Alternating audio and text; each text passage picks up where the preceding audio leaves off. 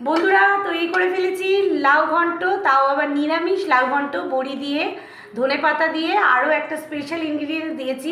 আর এইরকম লাউ ঘন্ট যদি করতে চান তাহলে অবশ্যই বান্টি রান্নাঘর নেব, নিয়ে খেয়ে আপনাদের বলছি কেমন হয়েছে রেসিপিটা। নিয়ে নিলাম লাউ ঘন্ট।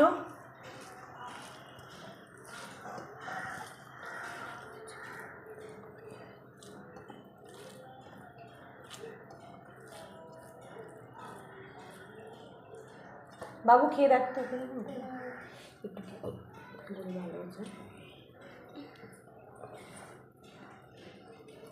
হাতে করে দেখ, হাতে করে।